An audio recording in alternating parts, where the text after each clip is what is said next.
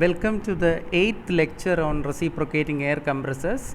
In this session, we will solve two numerical problems. The first question is, a two-stage reciprocating air compressor delivers 4.2 kg of free air per minute at 1.01325 bar and 15 degrees Celsius. So that means this is a mass flow rate and given at the atmospheric conditions. So atmospheric pressure and temperature, ambient conditions are given.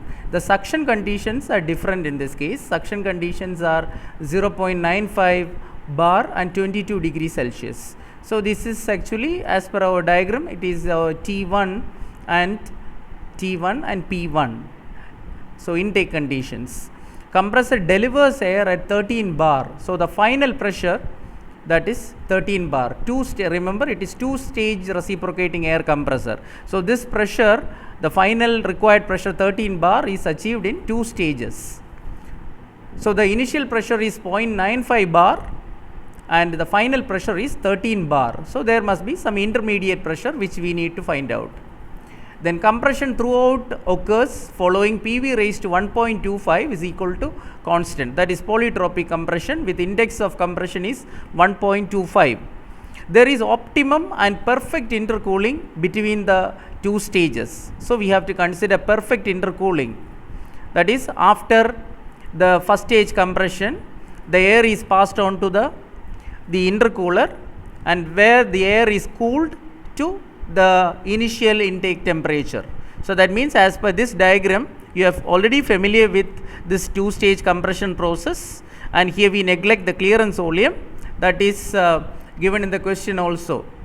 So here we will consider 1 to 2 dash as the first stage compression and 2 dash to 2, that is intercooling, and 2 to 3 is the second stage compression in the high pressure cylinder. So you have a low pressure cylinder and a high pressure cylinder, and in between you have the intercooling. So since the intercooling is perfect, so at the end of intercooling, that is the state point 2 where the temperature is T2, the temperature T2 is same as the initial intake temperature T1, and that's why on this dotted line represents isothermal process line, and the state points 1 and 2 are on that. So therefore P1 V1 will be equal to P2 V2 and the temperature T2 will be equal to T1. So this is the case of perfect intercooling, and we have considered this diagram earlier, in the 7th lecture, in which we considered multi-stage compression, and this shaded area is actually representing the percentage work saved. So the reduction in work input to the compressor if we employ two-stage compression with intercooling. So the ambient conditions given, PA is 1.01325 bar and ambient temperature is 15 degrees Celsius, that is plus 288 Kelvin, and the mass flow rate m dot is given 4.2 kilogram per minute, and we convert that into kilogram per second. 4.2 divided by 60, so you get 0.07 kilogram per second. See, mass flow rate essentially will be constant, even though at different state points the volume flow rates are different. So obviously the volume gets reduced after compression, you know very well. So FAD, that is free air delivery based on the ambient conditions, let us represent it by VA. So since I put a dot over it because it's representing volume flow rate, since mass flow rate is given, and from that we will find out the volume flow rate. So how do we find? Use the characteristic gas equation corresponding to the ambient conditions. What is that? PV is equal to MRT, you know. So here we put PA VA is equal to MRTA, and since the mass is mass flow rate, the volume part will be VA dot, that is volume flow rate. So PA into VA dot is equal to M dot RTA, and V dot VA dot, that is ambient volume flow rate. So volume flow rate at ambient conditions, that can be found out by M dot RTA by PA. So use proper units and substitute, you will get V dot A. So what is that? V dot A is equal to M dot is 0.07 kilogram per second.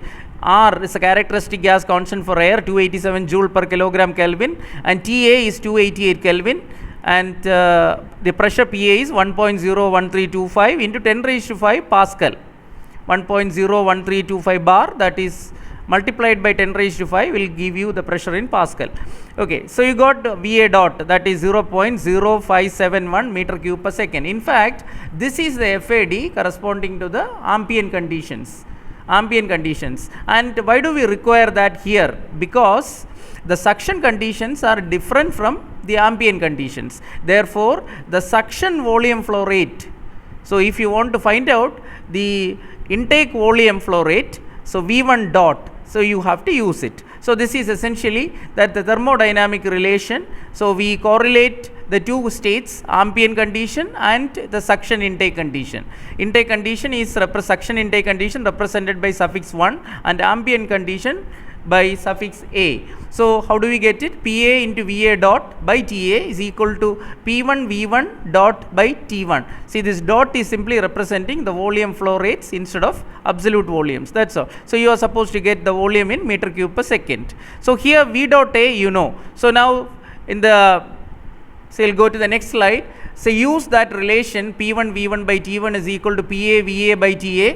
Of course, dot is there, V1 dot and VA dot. So you find V1 dot. So you know the rest of the conditions, that is ambient pressure PA is known 1.01325 into 10 raised to 5 and V dot A is 0.0571. Temperature T1 intake temperature is 22 degrees Celsius, whereas ambient temperature was 15 degrees Celsius. So 22 degrees 295 Kelvin. So you substitute that, simply a question of substitution. So do that and then get the answer. Please verify these answers later. So 0.0625624 meter cube per second is V1 dot. So this is the intake volume flow rate. That is what we have to use in our the work done equation and all. Therefore, the rest of the calculations and all.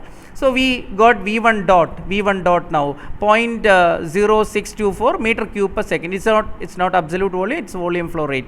Now consider the first stage compression. What is the first stage compression? 1 to 2 dash. It follows polytropic process, and we have to get the temperature at the end of compression, first stage compression, and the temperature after the heat transfer during this intercooling process. So therefore, it is essential that we have to find the temperature of air after first stage compression. So first stage compression is 1 to 2 dash, not 1 to 2, 1 to 2 dash. Intercooling is 2 dash to 2. Okay, so consider this now. See, this is a relation we use for polytropic process, temperature ratio and pressure ratio. For the process 1 to 2 dash, what is that? T2 dash by T1 is equal to P2 dash by P1 raised to n minus 1 by n. This is for temperature and pressure ratio connection for a polytropic process which follows PV raised to n is equal to constant. Here our index of compression n is 1.25. And one important thing, the intermediate pressure we do not know. The initial pressure is given 0.95 bar, suction intake pressure, not atmospheric pressure, suction intake pressure, 0.95 bar. And what is the final desired pressure? The required pressure, delivery pressure needs to be 13 bar. So intermediate pressure, how you are going to get it? So we use the condition for perfect intercooling. So what is the condition for perfect intercooling? For work done minimum and perfect intercooling, we have the intermediate pressure as the geometric mean of the initial and final end pressures. So the P2 is equal to, intermediate pressure P2 is equal to root of P1 P3. So P1 is 0.95, P3 is 13 bar. So root of P1 P3 you substitute, you get intermediate pressure P2 as 3.514 bar. See, another way of speaking this out is the pressure ratio in the first stage will be equal to the pressure ratio in the second stage for minimum work to be done and perfect intercooling. What is that? P2 by P1 will be same as P3 by P2. So what about P2 dash and P2? P2 dash and P2 are on the same pressure line before and after the intercooling. So the pressure is essentially same. So P2 and P2 dash both are same and equal to 3.514 bar in this case. So you substitute in this temperature and pressure ratio relation for polytropic compression 1 to 2 dash. So you get T2 dash is equal to T1 into P2 dash by P1 whole raised to 1.25 minus 1 by 1.25. So simply substitute that, you get T2 dash 383.211 Kelvin. That is the answer. What is that? The temperature after the first stage compression. First stage compression, we get it. And then one important thing, for perfect intercooling, what is the temperature at the end of intercooling? Sorry, at the end, right, it is at the end of intercooling. What is the temperature? So intercooling process is 2 dash to 2. So T2 is equal to the initial suction intake temperature T1. What is T1? T1 in our case is 295 Kelvin. So therefore T2 is also 295 Kelvin. But what about T2 dash? After first stage compression, the temperature rises to 383.211. So the role of the intercooler is to bring down the temperature of air, compressed air, after the first stage, that temperature 383.211 Kelvin to what? To 295 Kelvin. So that is it. So now what we will do is, our next part is heat transfer in intercooler per second we have to find out. So what is the heat transfer in intercooler? So the heat carried away by the cooling fluid from the air. So from the hot air, the air is cooled. So that heat rejected by air or heat transfer in the intercooler per second, that is m dot Cp into delta T, the temperature difference. What is that? Intercooling process is 2 dash to 2. So the temperature difference is T2 dash minus T2. So m dot Cp.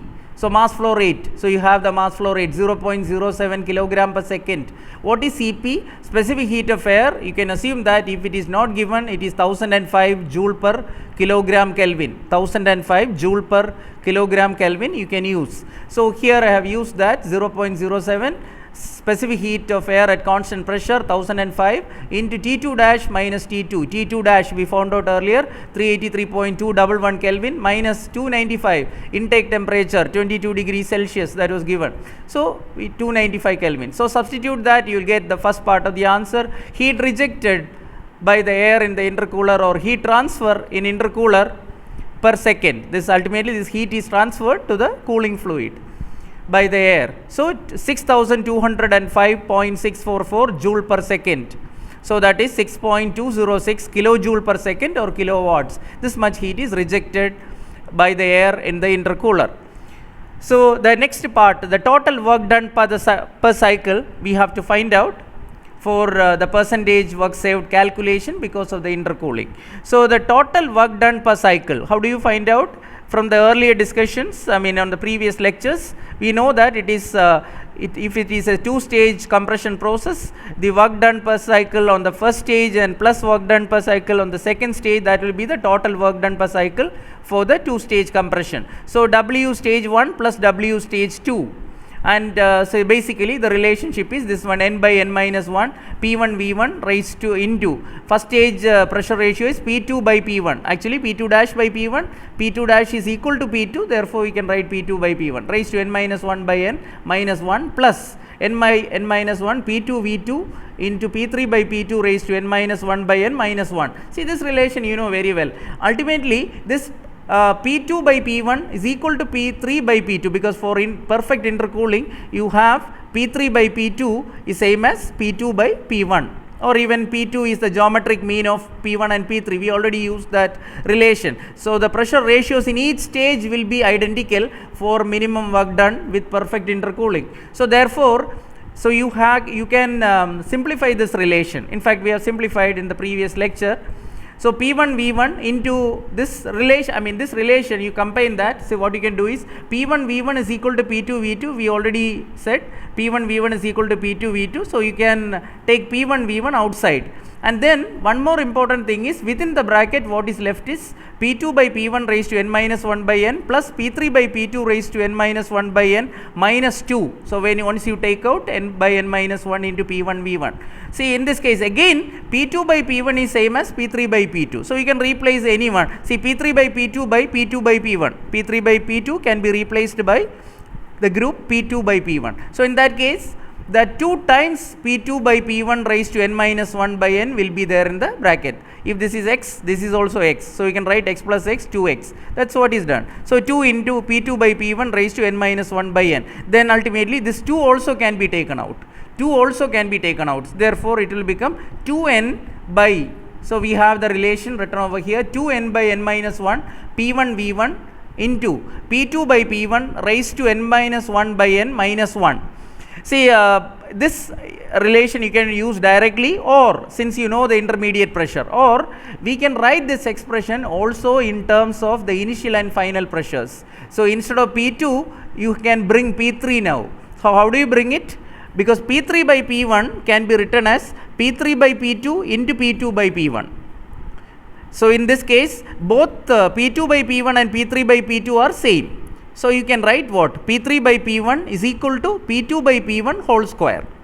P2 by P1 whole square is equal to overall pressure ratio. What is overall? Final pressure divided by initial pressure. P3 by P1 is same as P2 by P1 whole square. So if you substitute for P2 by P1 here, how do you substitute? P2 by P1 is equal to P3 by P1 raised to 1 by 2. Square root of this raised to 1 by 2. Raised to 1 by 2 if you put in, so the relation can be modified. So this part can be modified now. So 2n by n minus 1 P1 V1 into within bracket, instead of P2 by P1 now we have P3 by P1 raised to n minus 1 by 2n minus 1. So why do we substitute and simplify like this? Because you can see that this index n minus 1 by 2n now is same as 2n by n minus 1 in the front. So you can easily remember this relationship. So you can recollect this easily, because here whatever is there in the front 2n by n minus 1, here we have that the same one as the index of the final pressure ratio. Final overall pressure ratio. This is called overall pressure ratio. What is overall? P3, here we have 13 bar, and what is P1? It is 0.95 bar. So therefore the total, the pressure ratio is P3 by P1. So you substitute. In fact we spend time for work done per cycle. To get this expression we have spent some time, because you can use this directly for the cases for two-stage compression with perfect intercooling. With perfect intercooling with the same polytropic indices of compression, so you can use this. So this relation directly. And now in this expression, this is work done per cycle. Now here instead of V1 is absolute volume, but V1 dot, if you put V1 dot here, V1 dot, then directly you will get work done per second. Many a times we explain this case. Instead of volume absolute, so you substitute volume flow rate, so you get work done per second directly. So here also you will get work done per second directly. So work done per second is equal to 2n by n minus 1 P1 into V1 dot into P3 by P1 raised to n minus 1 by 2n minus 1. This is the expression, simplified expression we got now. We substitute that, except one change. Instead of V1 you have V1 dot. Okay, we proceed. Just substitute 2 into n is what? 1.25, and pressure P1 is 0.95 into 10 raised to 5, and V1 dot we calculated earlier 0.0624 intake volume flow rate we found out from the ambient volume flow rate. So 0.0624. So you simply substitute these values and you get 17,726.994 joule per second or watts. So 17,726. See, this is actually the total work done per second, total indicated power for the two-stage compression with perfect intercooling. This is the work you have to expend, 17,726. So total indicated power required for the given two-stage compression with perfect intercooling is 17,726.994 watts. Now what we need to find out is, if the compression is carried out in a single cylinder in one stage. So instead of this two stage, suppose we are using our conventional style of single stage in compression in a single cylinder from pressure P1 to P3 directly, then the process will be what? Process followed will be 1, 2 dash and 3 dash. See this process, 1 to 3 dash directly. So one stage. So in that case this much work, that this shaded area part will be added now. So if you try to compress without intercooling, So work done per second without intercooling to compress air from P1 to P3 directly in one stage, that is 1 to 3 dash. Then for that polytropic process, just substitute our relation. So forget about the intermediate stage, just consider that we have a single polytropic compression process from 1 to 3 dash. Then what will be the equation? N by n minus 1 P1 V1 dot into P3 by P1 raised to n minus 1 by n minus 1. See, why do we use P3 by P1? Because we are considering now compression from 1 to 3 dash directly without an intermediate stage. We are trying to do one stage compression in a single cylinder. So what will be that area? So the area will be 1, 3 dash, A and B. So total area 1, 3 dash, A, B. So that is the area. So this we calculate. So calculate, you will get 20,377.52 watts. 20,377.52 watts you will get. But what is this work done? This work done per second or indicated power is the case when you are trying to compress air from 0.95 bar to 13 bar directly in a single cylinder in a single polytropic process and for the given mass flow rate. Okay, so if you use that, this is the work done per second. So what is the work saved in two-stage compression? So when we use the multi-stage or two-stage compression with perfect intercooling, what is the saving in work done per second? Saving in work done per second is work done per second without IC. What is IC? Intercooling. So without intercooling minus work done with intercooling. So 20,377.52 which we got now, and earlier with the perfect intercooling we got 17,726.994. Once you subtract, you get 2650.525 watts. What is this actually? This work saved per second, that is represented by this shaded area. What is that? 2, 2 dash, 3 dash, 3, 2. So if you employ perfect intercooling in between the two stages, this much work you can save. How much? 2650.525 watts or 2.65 kilowatts in this case. So what is percentage work saved? Percentage work saved is work done per second without intercooling minus work done per second with intercooling divided by work done per second without intercooling into 100. So the very usual formula for finding work saved. So you get 2650.525 divided by 20,377.52 into 100, multiply by 100 in order to get percentage. So you get 13%. So 13% work per second is saved. Saved if you employ two-stage compression with perfect intercooling. So shaft power required to drive the given compressor, two-stage compressor with the perfect intercooling. How do you find shaft power from indicated power? Earlier we found out the indicated power in two-stage compression 17,726.994 watts. So we got this indicated power. So from indicated power, how do we find shaft power? If mechanical efficiency is given. So in the question, mechanical efficiency is given. Mechanical efficiency is given and you are asked to find out capacity of the electric motor. What is the role of the electric motor here? The electric motor acts as the prime mover of the compressor, which is ultimately driving the compressor. So what is the capacity of the electric motor required? So how do we find it out? So from the indicated power you find the shaft power. So what is that in mechanical efficiency? Indicated power by shaft power is mechanical efficiency. So what is shaft power? Shaft power is indicated power divided by mechanical efficiency. Indicated power is 17,726.994. Two-stage compression with perfect intercooling case you have to consider.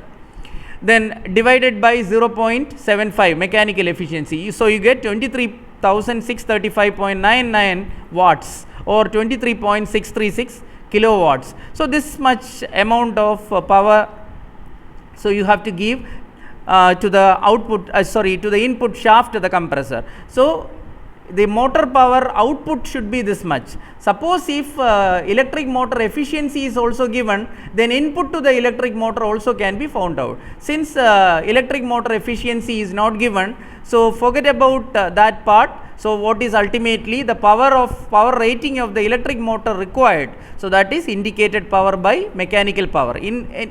In a sense, you are trying to find out the shaft power required to drive the given two-stage compressor with perfect intercooling case in the given case. So you get 23.636 kilowatt. So that is the shaft power which is required, and this shaft power should be delivered by a prime mover, and if electric motor is the prime mover, then the capacity of the electric motor is on a minimum basis this much is required.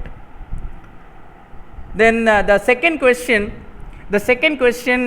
for today's session, please bear with me for this question also. A single stage single acting reciprocating compressor,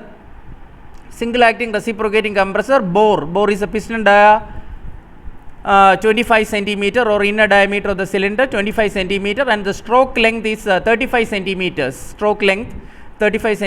The compressor runs at 650 rpm, rotational speed of compressor in rpm capital N. The clearance volume is 4% of the septu volume. You are familiar with this type of comments, that is 4% of the septu volume is the clearance volume. So that is ultimately the clearance factor or clearance ratio, that is 4%, 0.04. The index of expansion and compression is 1.3. The suction conditions are 0.95 bar and 25 degrees Celsius. Suction condition T1 and P1. T1 is 25 degrees Celsius and P1 is 0.95 bar. The delivery pressure is 6 bar. The atmospheric pressure and temperature are 1.013 bar and 20 degrees Celsius. So remember, in this condition, in this question also, the ambient conditions and suction intake conditions are different. So suction conditions and ambient conditions are different. So therefore we have to be careful. This FAD based on ambient condition we need to work out in such cases. So determine FAD, volumetric efficiency and indicated power input. So you are already familiar with this diagram.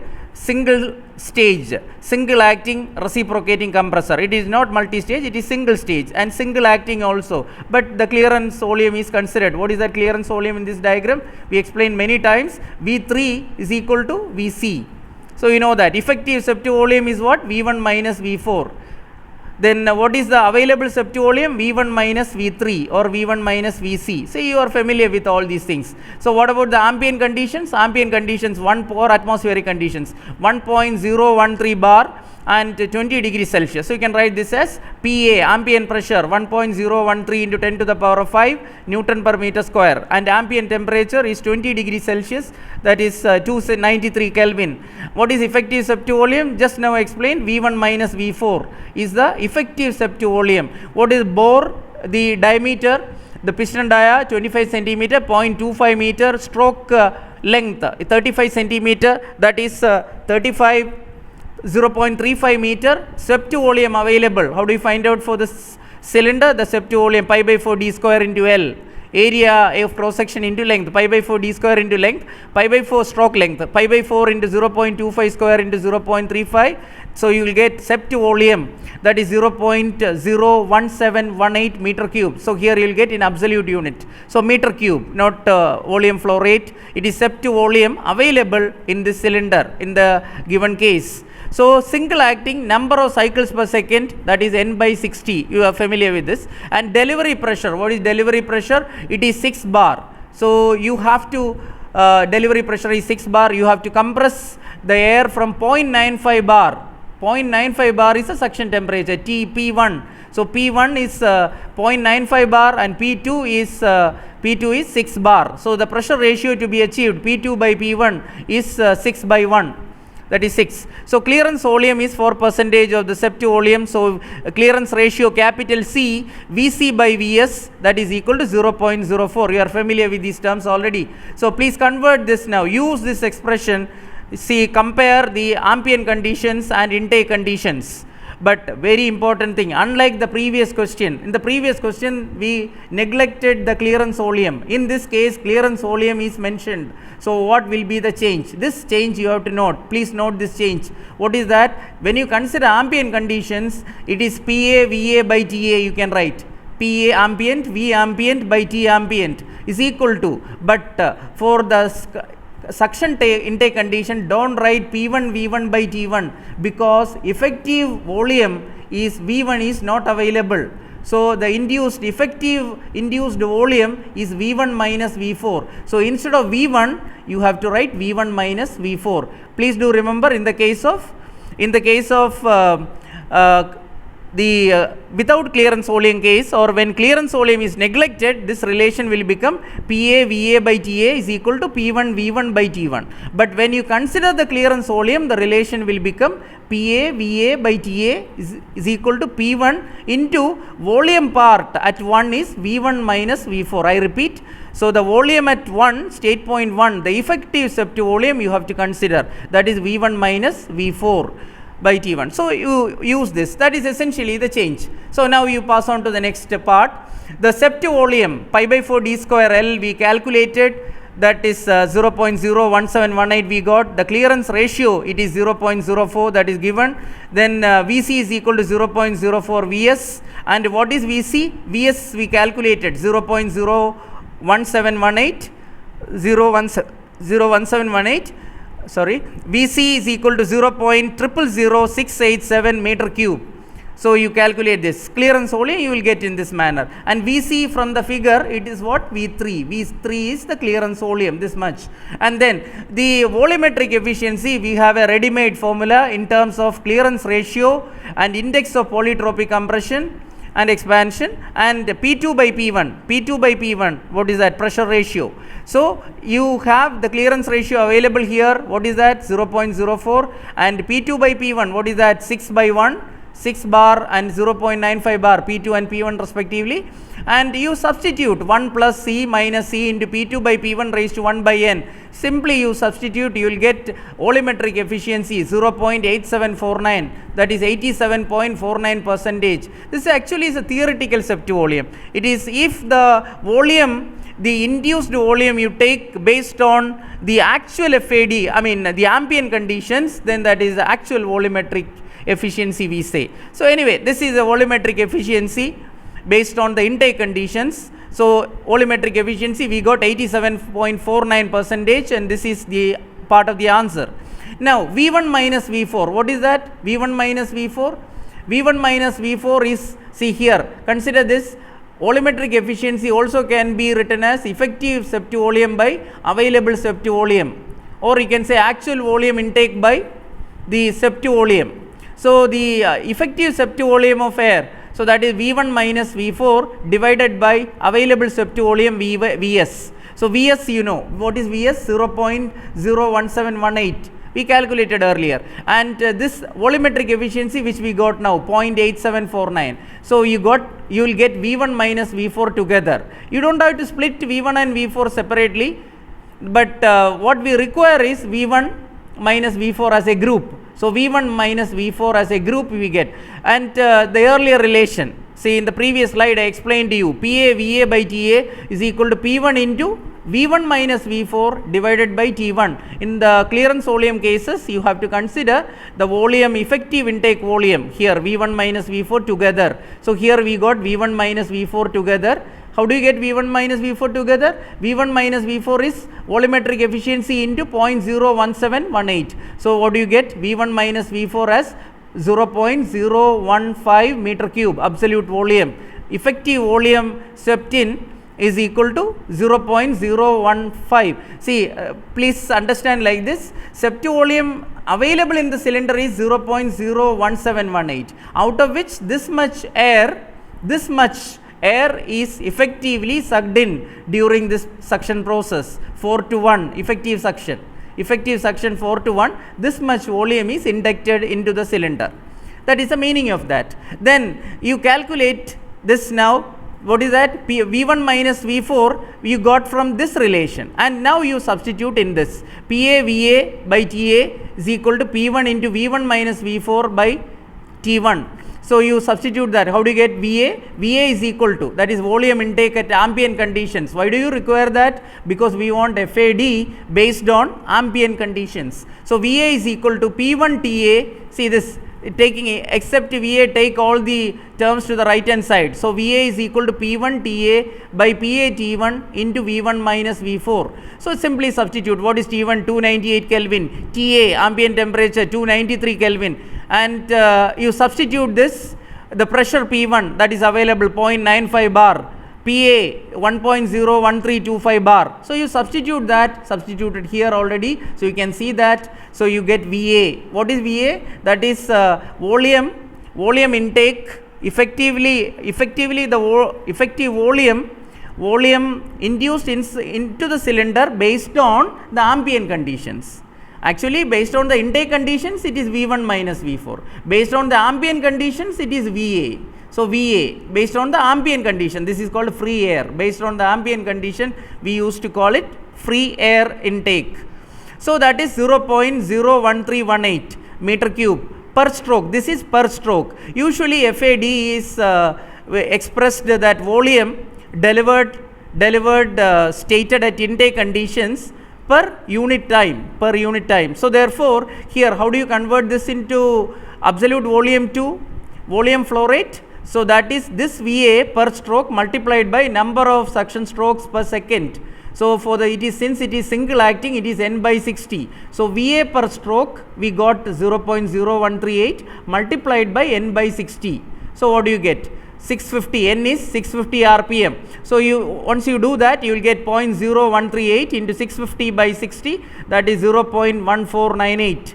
0.1498. So that is 0.15 meter cube per second. This is the volume flow rate. But remember, I repeat, if this is not the effective volume flow rate based on the intake suction conditions, but this is the volume flow rate based on the ambient conditions. So usually that is FAD based on free air delivery based on the ambient conditions. This is the answer, 0.15 meter cube per second. If you want, you can convert this into meter cube per minute also.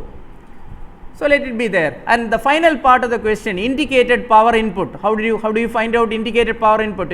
It's very simple. So indicated power input is equal to indicated power IP is equal to indicated work done per cycle into number of cycles per second. But remember that FAD based on ambient condition we don't use in this expression.